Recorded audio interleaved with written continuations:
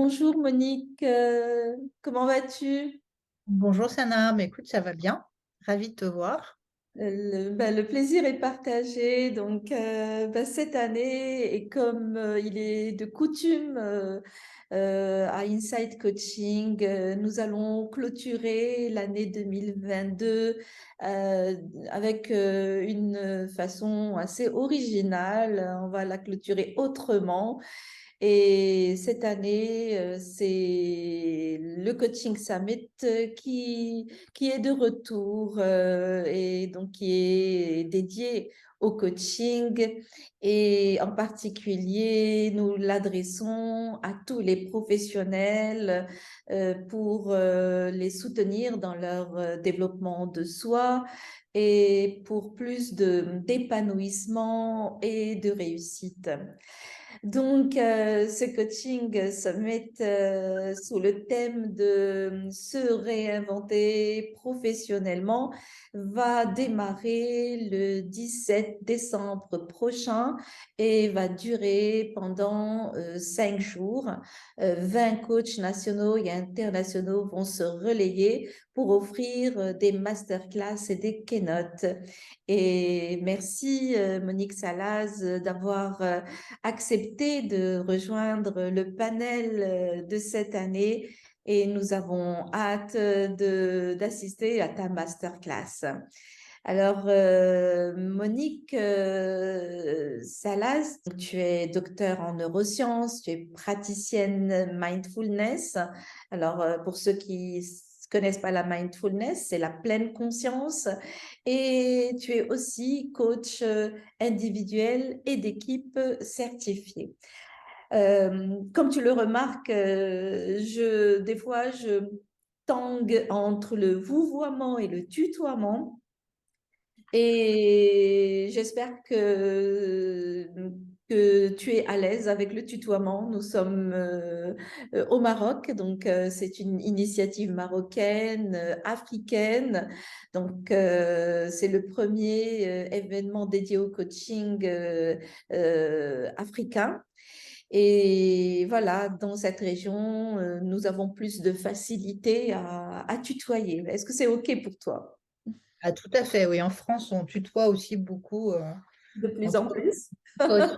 Entre coachs, oui, oui, oui. Entre coachs. Alors, ça va. Oh, pas que, pas que. J'ai ton autorisation. Merci.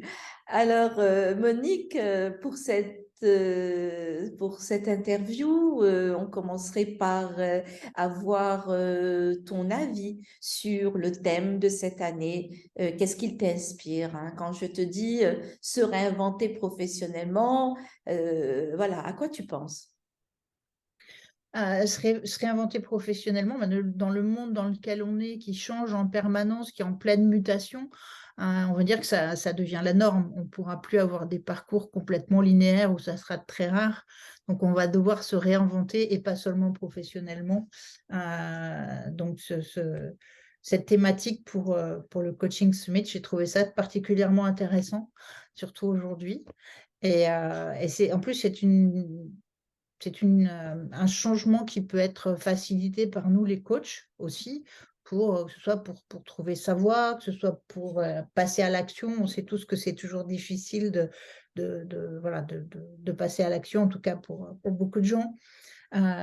Aussi pour permettre d'accompagner, de mieux vivre ce changement et puis de positiver aussi ces changements, parce que c'est pas toujours facile.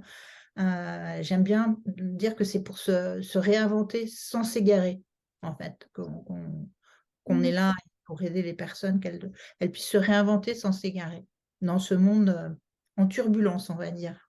Mhm. Très bien.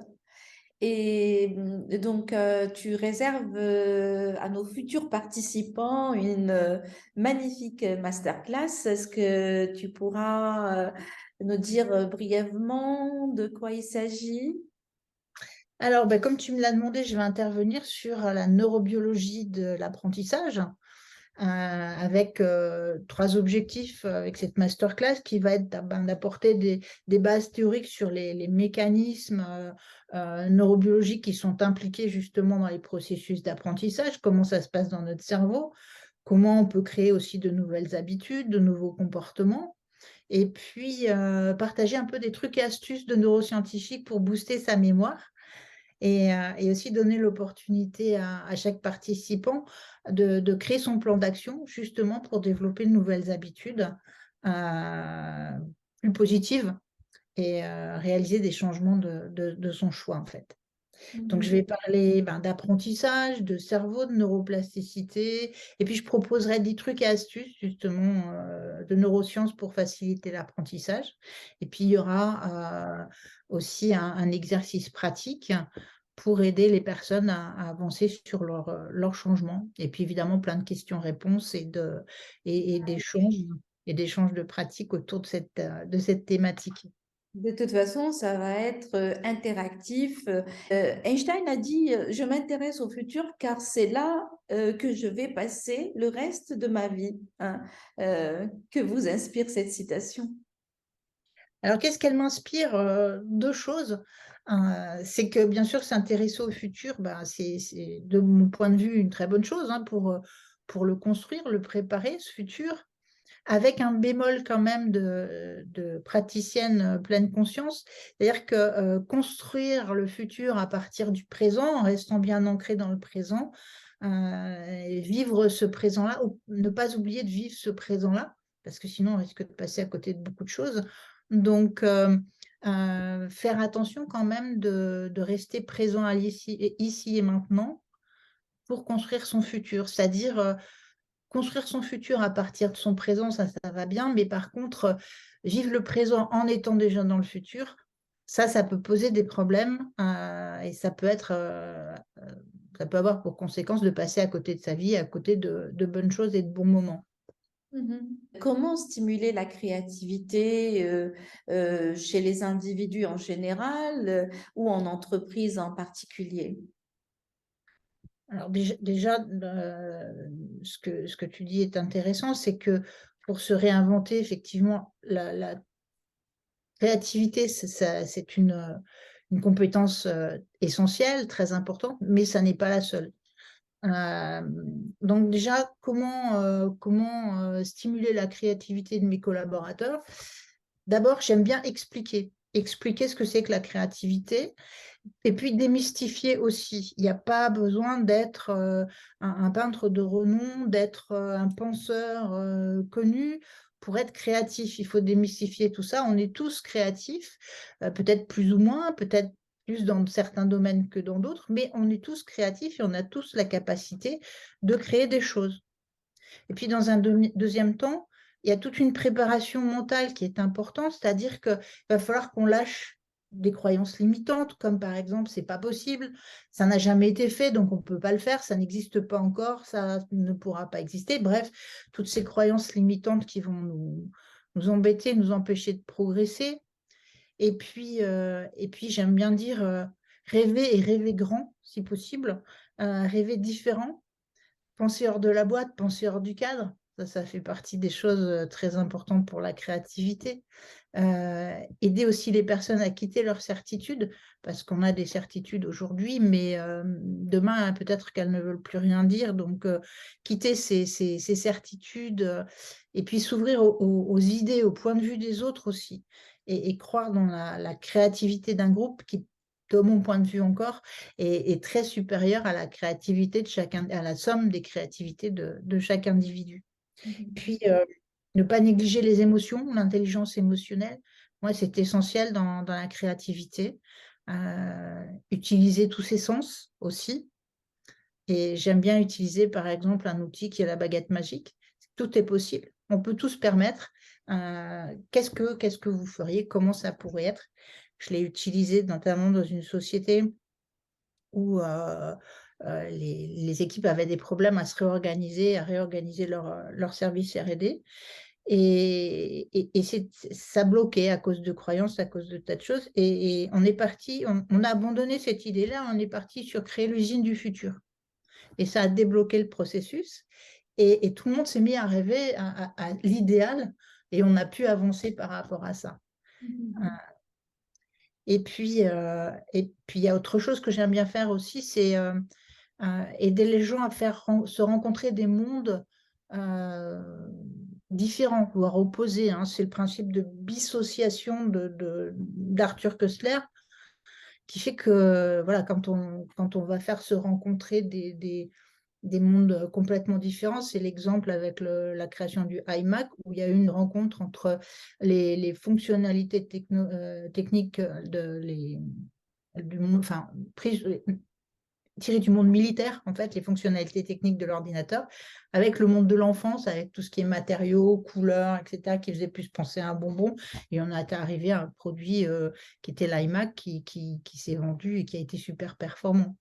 Donc voilà ce que j'aime bien faire pour booster la créativité de Merci. Déjà, tu nous mets sur le chemin de la créativité. Tu as pu nous dire pas mal de pistes.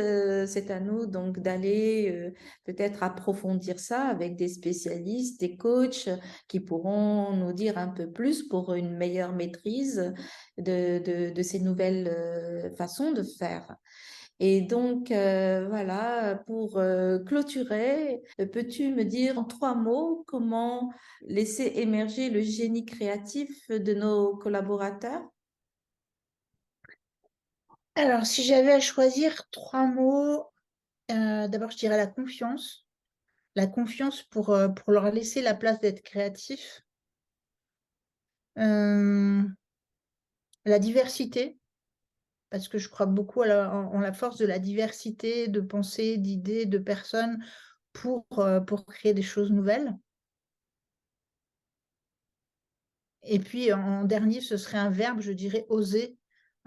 Oser être différent, oser penser différemment, oser sortir du cadre pour, euh, pour créer des choses qui n'existent pas encore. Merci infiniment, Monique Salas, pour tout ce partage. Et vous, chers professionnels, ce sommet est fait pour vous. Alors, rejoignez-nous sur le site web de cette nouvelle édition, www.coachingsummit.ma, et inscrivez-vous. Ce sommet va se dérouler du 17 au 21 décembre. Et comme je vous l'ai dit au tout début, ben, c'est une belle façon pour nous tous d'accueillir l'année 2023 avec 20 coachs nationaux et internationaux de renom. À très bientôt.